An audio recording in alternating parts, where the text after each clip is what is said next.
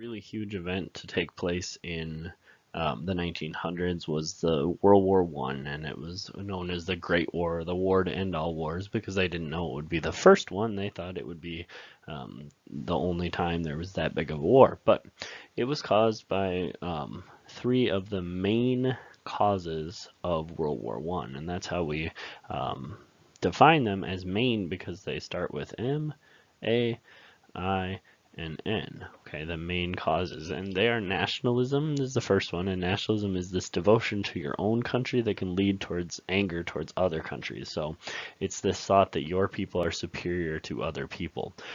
Imperialism is that all of these countries, all the major countries in Europe especially and around the world, we're starting to build empires by taking territories and making colonies throughout Asia and Africa. So a whole bunch of different countries were fighting over the same thing. So first off, they thought they were better than each other, and second off, they're now fighting over the same thing.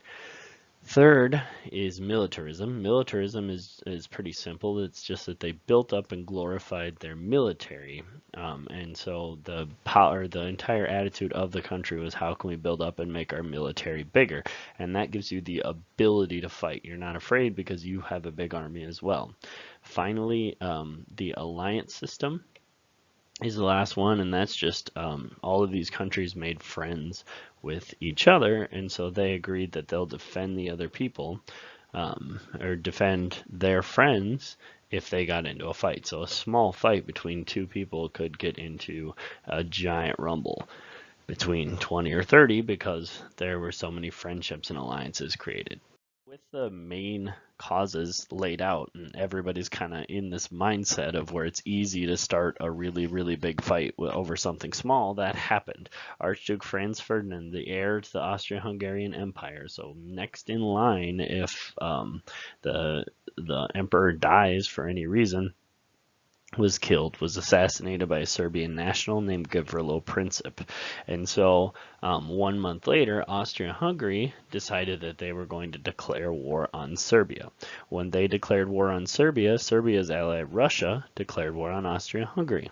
And then Austria-Hungary's ally Germany declared war on Russia, and then Britain and France, which were Russia's allies, joined in against Germany and Austria-Hungary, and it went from this small war into this gigantic, all of Europe involved war.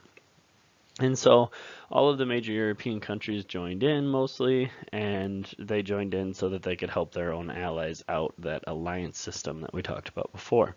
And there were two fronts, the Western Front and the Eastern Front. And on the Western Front, which is labeled here with 1 and 2 and all that here, okay, Germany and Austria-Hungary were fighting against France, and Britain as well.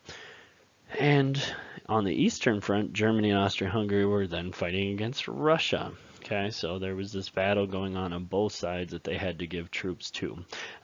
This war was mainly a defensive war. Most of these people fought in trenches, which we talked about last year, but they're dug out holes in the ground that you're basically sitting in. If you try to charge across no man's land, you die for sure. And so this new technology meshed with this old strategy to have just ridiculously huge amounts of casualties, many, many people dead or injured. So that was a bad deal. But the United States ended up joining in 1917 for a number of different reasons, and they joined Britain and France and Russia. They joined on that side, and they tipped the balance. They gave reserves to the Allies. The Allies were running out of troops, and the Axis were running out of troops, both sides. And so they ended up giving reserves to their allies, and the Germans didn't have any reserves. They didn't have any backup troops left, and so they realized they were going to lose, and so Germany asked for a truce, an armistice, on November 11th, 1918. So peace was made under the Treaty of Versailles. And the Treaty of Versailles, there was a lot of negotiations about it, and it was mostly America and Italy and France and Great Britain that were there trying to talk it out and figure it out. And America wanted to be easy on the Germans and nobody was to blame. And France wanted to be really harsh on the Germans. And then kind of in the middle was Britain trying to make a peace between the two. And so what they ended up deciding was really harsh on the Germans. And so they, the Treaty of Versailles ended the war, and they basically said that Germany was at fault. It was their fault that it happened. And so they made Germany give up a bunch of their land that they had gained throughout that war and throughout wars before, and it also made them make their military much smaller, and it made them, the worst thing was that it made Germany pay for damage from the war. So all of the damage that had been done throughout the war, they put a dollar sign on it, and they said, okay, Germany, now you have to pay this. And so it was somewhere around like 6.6 billion pounds, British pounds, which is like $55 billion. So it made, or it was really a bad deal, and it really hurt Germany bad. And so what Germany ended up doing to try and pay for it was to print a whole bunch of money and send that off. But that caused rapid inflation. That made those prices go way, way up, like insanely up, to the point where people had to bring wheelbarrows of money in just to buy groceries. They couldn't even carry the money that the groceries would cost. And people that had anything in savings, let's say you had $1,000 in savings and it was worth $1,000, well, the next day with inflation, if it goes terrible, that 1,000 could buy you what $1 bought you before. And so you've lost all of your savings. Even though it still says 1,000 in there, that 1,000 is not worth as much as it used to be. So that was terrible, and people lost all their savings. And so the German people were mad at the other countries for making such a bad and unfair treaty, and they were mad at their own governments for accepting such a damaging and terrible treaty, which is going to lead to further conflict. So you can see some of the land given up during this time. I mean, pink was Germany and Austria-Hungary before the war. I guess I need another color here to be able to look. Okay, Germany and Austria-Hungary before the war, and then on the right side you can see this is what's left of Germany, and then Austria-Hungary was completely split up into a whole bunch of different countries. And so both sides lost a lot of their land.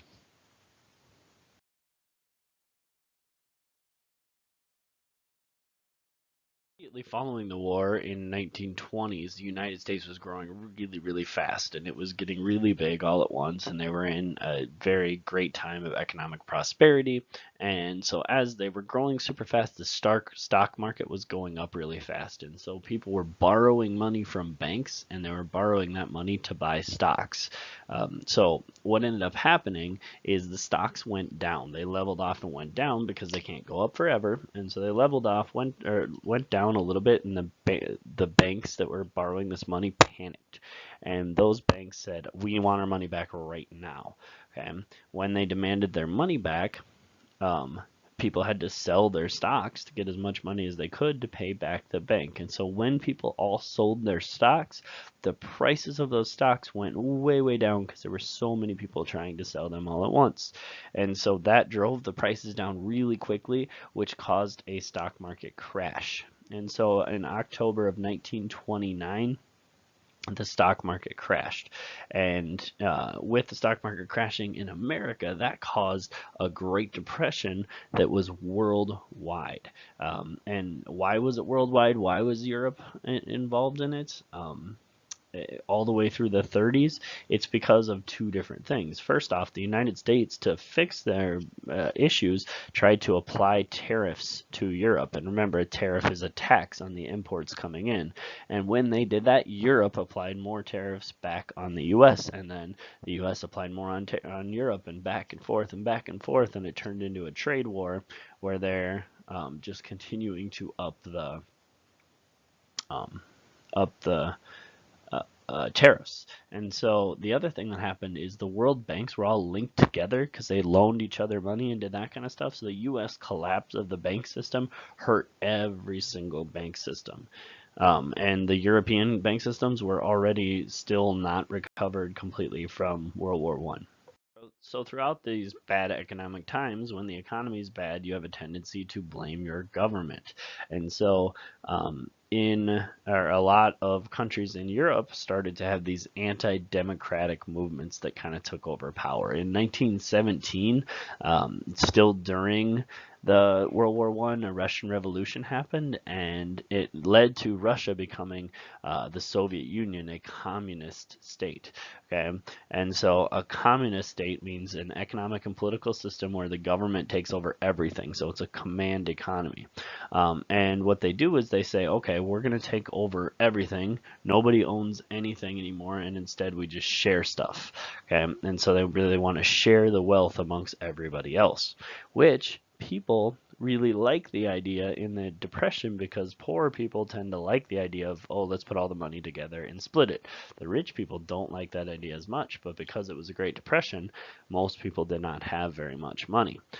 In Italy, that nationalism that they felt that was part of every country during the build-up to World War I, that led to something called fascism.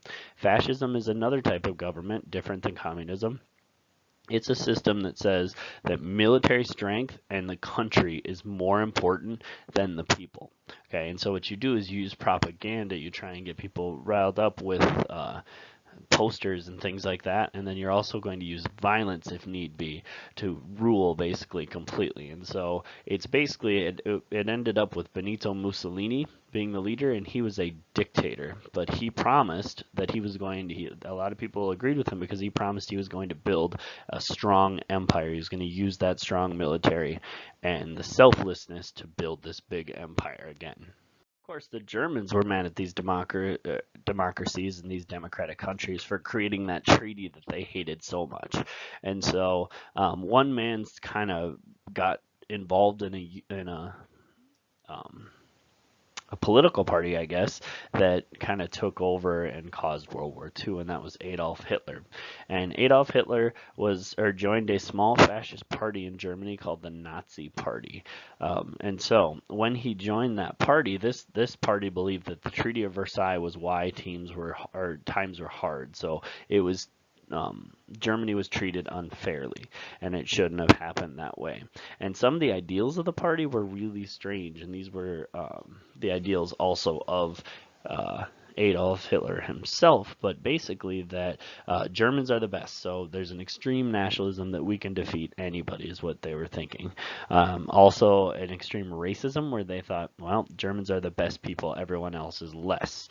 And then last but not least is anti-Semitism. And so anti-Semitism happened because Adolf Hitler blamed the Jews for the problems and blamed the Jews for accepting the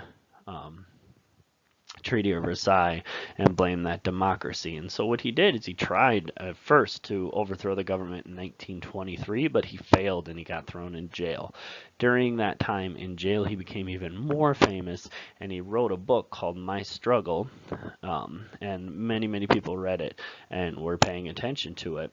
And eventually he built a following, and he took over the Nazi Party in 1932 and took control of the country in 1933.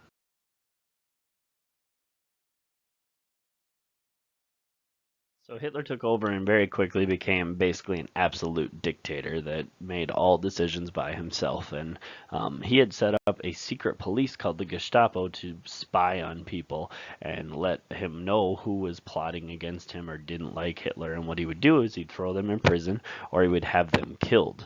And so that was kind of the way that he kept his power. He kept his power with anger, as well as the charisma that he had that got the people kind of on his side in his speaking style.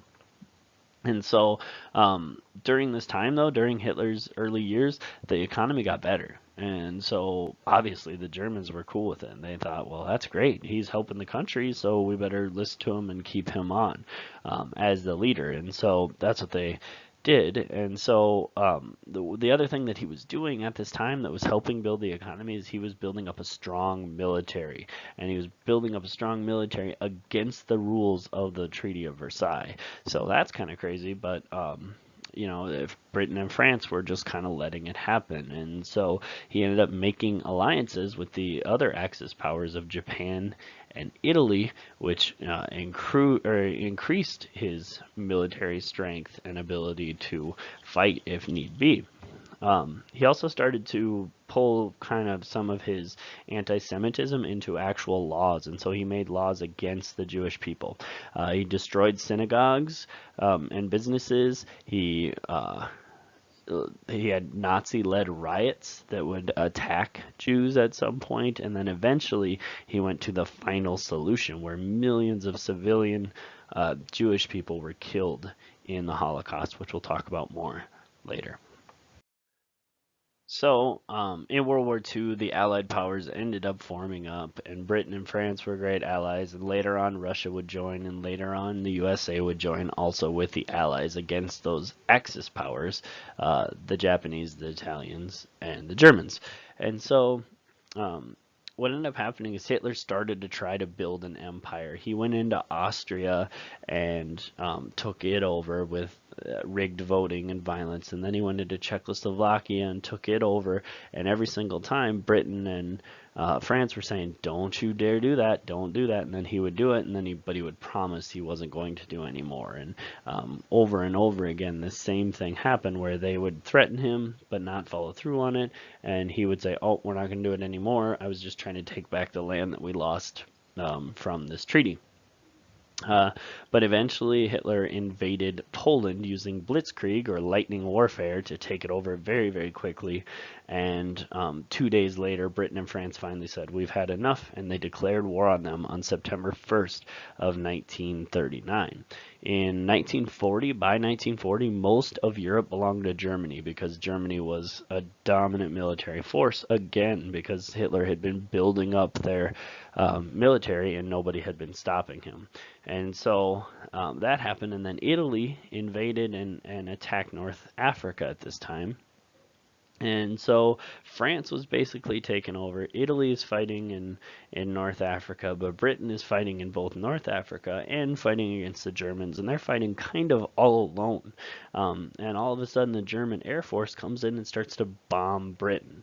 And Winston Churchill, the leader, the wartime leader of Britain, came in and said, "We need to keep going," and he gave these impassioned speeches saying, "This is the hardest thing we'll ever do, but we have to do it because we need to stop this person who's trying to take over the entire world and build an empire."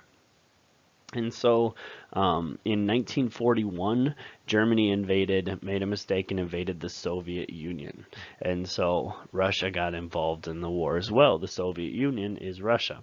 And so eventually, like Napoleon, he started to lack resources, and his supply lines got way too strung out because every time the Russians would retreat from somewhere, they would burn it down and destroy everything so that there were no supplies left for the German army. And they eventually had to retreat in 1943. And so he lost in the same way that Napoleon did. And that's kind of interesting because Hitler studied Napoleon and he still made the same mistake that he had. In 1941, the United States was also brought in on the Allied side because Japan bombed Pearl Harbor, one of Germany's allies, Japan. Came in and bombed a Navy base in Hawaii called Pearl Harbor and ended up killing a whole bunch of military men and trying to sink the whole fleet, but luckily the whole fleet wasn't in the harbor that day. But many ships were sunk, many people died during that December day. And that pushed the United States into the war. And in June 6, 1944, the United States joined the British and Allied troops, and they had a 150,000 troop invasion of Western Europe, where they landed in France with these. You can see a picture of it right here, but these landing crafts, and they were basically, get this here, okay, these landing crafts, and they were basically these ships where the front flap would open and you could run out on the beach as quick as you could. That way you would hopefully not get shot down. And so 150,000 of our troops invaded at this time. They fought their way off the beach and they slowly worked their way out through France, forcing the Germans out the entire time. At the same time, the Soviets invaded Germany from the other side. And so now they were getting stuck between two big forces. And ended up in May 7th of 1945 with Germany surrendering not long after Adolf Hitler in his bunker committed suicide and killed himself, his dogs, and his girlfriend at the time. Okay, so on May 7th, one of the holidays that they have is VE Day, so that means Victory in Europe Day. But the war was not over for the United States, but it was over in Europe.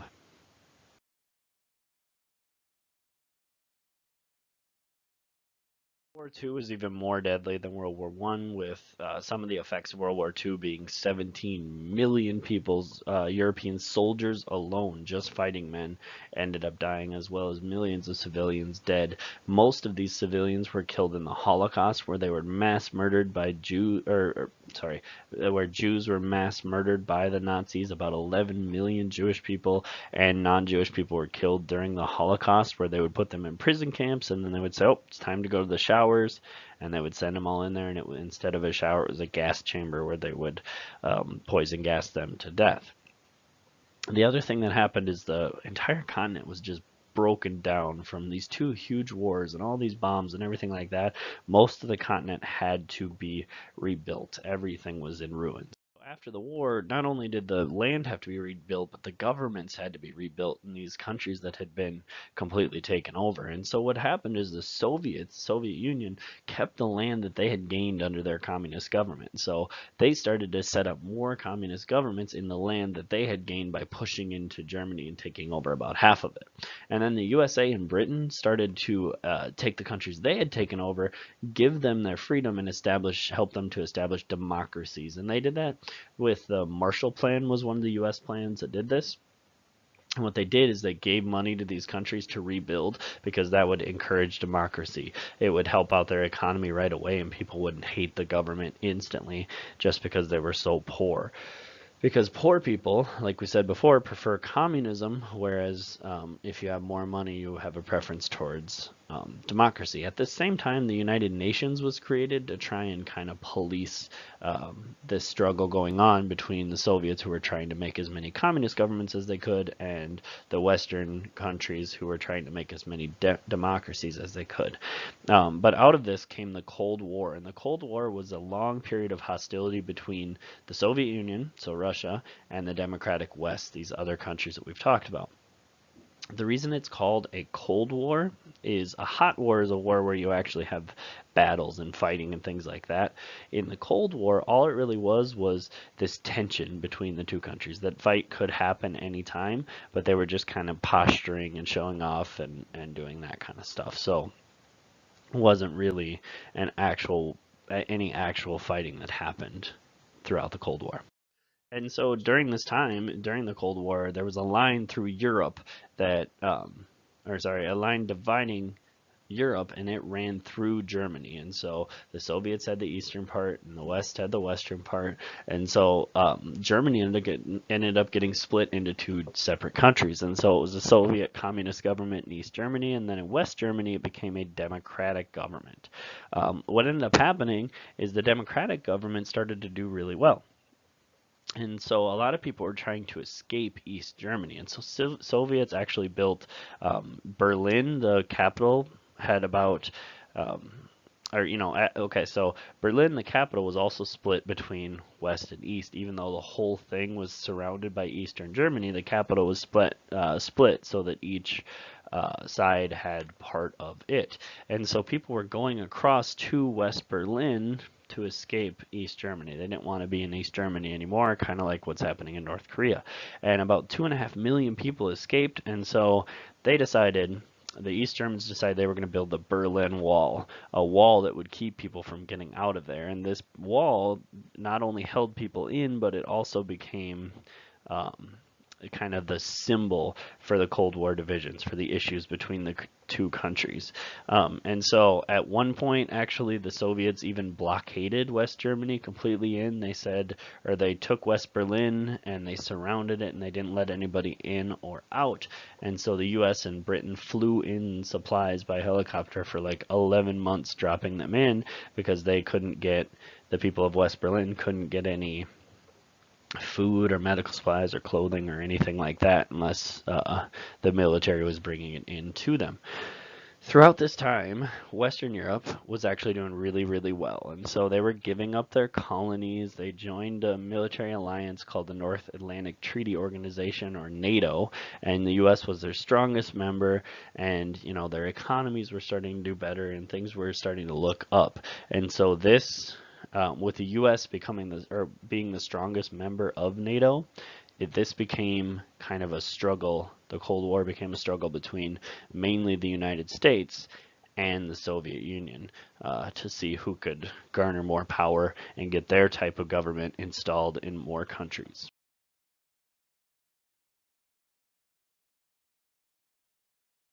So, in order to kind of respond to America and the Western nations creating NATO, the Soviet Union decided to create a military alliance of their own. They called it the Warsaw Pact. And so the Warsaw Pact was the communist version of NATO, and they kind of used force to maintain control and maintain communism in those Eastern European nations. And so there were these two superpowers, the Soviet Union and Russia. They were more powerful, the two most powerful countries in the world by a long, long way, and nobody else was even really close. And they were fighting against each other. Well, not really fighting, but, you know, threatening each other. And they wanted different things. They wanted different types of governments, and, you know, they didn't get along very well. But in the 1980s, communism was failing. It was falling apart. They just couldn't economically compete because their leaders were making all of the economic decisions, and they were making bad decisions. And so they were making decisions that filled the wishes of the government, but not the wishes of the people. And so the people were very upset about it and getting upset by it. The people were being told how much they were going to make, and there were limits on how much money you can make in a factory. And so if you're going to get the same amount, if you work really hard and make 100 dishwashers, or if you kind of move slow and only make 10 dishwashers in a day, where's your motivation to make more? And so there was no motivation to work really super hard because the pay was limited. And the people were not making very much. And so since their pay was limited and they started making less items, then there was not enough food and not enough consumer goods for people to actually have. And so there wasn't enough to share because the people were lazy about it and didn't do that, didn't do the work because there was no reason to, because they weren't going to make more money. Western economies in Europe started to use free trade agreements to grow their economies. And eventually all these free trade agreements kind of grew together into the European Union. And so the European Union, the EU, is this economic and political partnership of most of the nations in Western Europe. And in 1995, they put in open borders. And so people are allowed to move freely between these countries without a passport. Which meant that you could work in another country and live in France and work in Spain or whatever. Okay, and then the next thing that came through, the next big piece, was in 2002 they created a common currency across Europe where everyone would have the same money. It's called the euro. And then in 2003 they allowed Eastern European countries in for the first time, and so eventually it grew to about 27 countries involved by 2008. Okay, so in 1985, Mikhail Gorbachev took over, and he was then the leader of the Soviet Union, and I've got the picture of him right here. Obviously, he wasn't super young at this time, but he was younger at the time in 1985. He was younger than most of the leaders of the Soviet Union had been before, and so he started to loosen the grip of the government and support more democracy, especially in the countries that were kind of on the edges of the Soviet Union, that the Soviet Union controlled, but really weren't part of Russia, part of the Soviet Union. And so, as this happened, people started to see it and they started to act on it. So in 1980, there was a Polish union that went on strike, and that was a dangerous thing because the Soviet Union could have punished them really bad, but they went on strike because of the working conditions, and Lech Walesa was kind of the hero of it. But eventually, they went on another strike in 1988, and during this strike, they got the right to vote for their leaders. And when they voted for their leaders, they voted to end communism and start democracy. And this inspired other countries in that area. And so in 1989, the Velvet Revolution occurred, where thousands of protesters protested communism in Czechoslovakia. There's a picture of that down on the bottom here.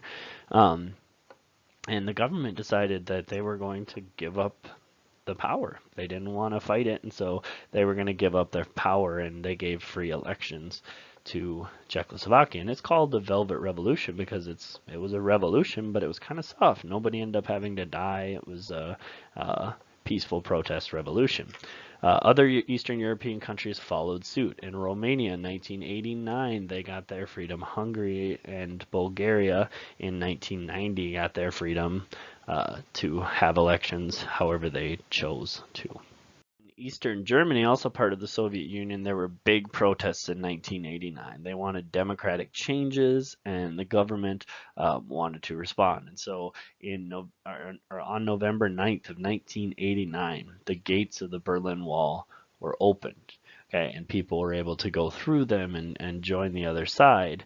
And what ended up happening is Germans came in on their own with sledgehammers and started to knock it down and knock that wall down, saying the communism is removed, and they're trying to get rid of this idea of a separated Germany. They wanted it unified, and so that symbolism of the Cold War falling down kind of meant that the Cold War was starting to be finished.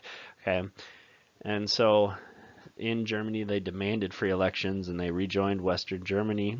They voted to rejoin Western Germany in 1990, and Germany, instead of becoming East and West Germany, finally became Germany again. So the Soviet Union fell the rest of the way apart in 1990 when Lithuania demanded their independence, a small country here on the edge of the Soviet Union. Okay, and so in 1990, Lithuania demanded their independence, and what happened is the Soviets sent their army in to invade and stop this from happening, and the people were protesting all over the place in Lithuania. And the army decided, we're not going to fight the people. I mean, you can send us in and tell us to kill them all and take control back, but we're not going to do it because we agree with the people and not the government. And so in 1991, without the support of their military and their people, the Soviet Union broke down into 15 different countries, Russia being the largest one. And you can see all of these colored countries were part of the Soviet Union before, and now they were all separate countries. There were many challenges in Europe that they had to face immediately after that and still are facing today, and they're kind of all listed here. First off, the Eastern European economies were weak from years of bad decisions, and the Eastern Europeans didn't trust their governments because of those bad decisions where they were not looking out for the people but only looking out for the government. And then they had to start to decide, should we allow free trade not only with European nations and the European Union, but should we open up trade to everybody else to try and make as much money as possible, but then we're not protecting our own industries. So that was a hard thing to do. And then they've had to deal with fighting terrorism as well, with Al-Qaeda attacking many times in Europe and ISIS attacking many times in Europe. And it seems like multiple times per year they're being attacked in Europe by terrorist attacks. The other thing that they're having to do is deal with immigration, okay? And so they're concerned about people taking their jobs and changing their cultures. And so immigration is becoming a really big problem where the people are split about it, kind of like we are here in the United States. Okay, and then the last two are they want to fight pollution because there's industry everywhere in Europe. They've been built up over many years, thousands of years. And so they need to make sure that that pollution from those industries is not destroying their environment. And then last but not least, they want to reduce their dependence on foreign oil. They don't want oil to be the main thing that they need, so that they're pumping money into all these oil countries. Okay, and so instead they're trying to use less energy and use cleaner forms of energy.